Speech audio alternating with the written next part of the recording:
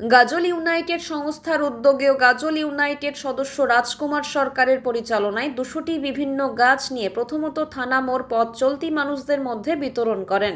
গাজল state general হাসপাতালে বৃক্ষরোপণ করেন ও রোগীদের মধ্যে ফল বিতরণও করেন। গাজলের বিভিন্ন এলাকা জুড়ে বৃক্ষরোপণ কর্মসূচি করা হয়। শুধু তাই নয়, ওই সংগঠনের পক্ষ থেকে গাজল থানার আইসি চন্দ্রশেখর ঘোষালকে গাছ নিয়ে সংবর্ধনা দেওয়া হয় ও থানার বিভিন্ন চত্বরে বৃক্ষরোপণও করা হয়। এমনই উদ্যোগকে কর্মসূচিকে স্থানীয় বাসিন্দারা সাধুবাদ জানিয়েছেন। এই কর্মসূচিতে উপস্থিত ছিলেন ইউনাইটেড গ্রুপের সদস্য রাজকুমার সরকার, সরফরাজ আহমেদ, জয়প্রকাশ মণ্ডল, কল্যাণ মিস্ত্রি, অমৃত মণ্ডল, রাজু রায়, দিলীপ রায়, সমরেশ সরকার, অঙ্কুশ পরমাণিক, বিকাশ বিশ্বাস, অমিত সিং, রানা দেবনাথ, বিজয় রায় সহ আরও অন্যান্যরা। রাজকুমার সরকার বলেন, আমাদের রাজ্যের মাননীয় মুখ্যমন্ত্রীর মানবিক আদর্শ সামনে রেখে আগামীতে যে 21শে জুলাই ধর্মতলা চলো কেন্দ্র করে আমরা এই কর্মসূচি পালন করে থাকি। গাজল ইউনাইটেড সংস্থার যে গ্রুপের সবাই ভালো কাজ করছে, এদিন তাদের পক্ষ থেকে গাছ রোপণ করা হয়েছে। গাজল ইউনাইটেড সংস্থার পক্ষ থেকে সমগ্র সদস্যরা আমাকে আহ্বান জানায়। আমার নাম রাজকুমার সরকার এবং আমি ওনাদেরকে সহযোগিতার আশ্বাস দিয়ে আজকে প্রোগ্রামকে আমরা সাফল্যমণ্ডিত করলাম।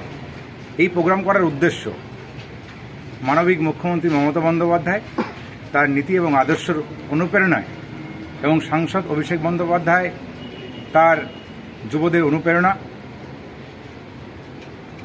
সেই জন্য গাজল ইউনাইটেড সংস্থা সমর্থন জানিয়ে মমতা বন্দ্যোপাধ্যায় এবং অভিষেক বন্দ্যোপাধ্যায়কে, এবং বিশেষ উদ্দেশ্য আগামী যে 21শে জুলাই তৎকালীন বামপন্থী সরকারের আমলে, তখন বিরোধী আমাদের দলনেত্রী মমতা বন্দ্যোপাধ্যায়ের নেতৃত্বে নো আইডেন্টি নো ভোটার যে আন্দোলন করতে গিয়ে তৎকালীন সরকারের নির্দেশে 13 জন যুবককে নির্মমভাবে গুলি চালিয়ে হত্যা করা হয়। তার পাশাপাশি মাননীয় মুখ্যমন্ত্রী মমতা বন্দ্যোপাধ্যায়কে নির্মমভাবে তার সারা শরীরে মাথা ফাটিয়ে সারা শরীরে যেভাবে আঘাত করা হয়, আমি বলতে গিয়ে আমার গায়ের লোম দাঁড়িয়ে যাচ্ছে, এবং দীর্ঘদিন তিনি হসপিটালে ছিলেন। সেই উদ্দেশ্যে ইউনাইটেড সংস্থা মমতা বন্দ্যোপাধ্যায় অভিষেক বন্দ্যোপাধ্যায়কে সমর্থন জানিয়ে আজকে এই উদ্যোগ কর্মসূচি, সেটা হচ্ছে আমরা বৃক্ষরোপণ।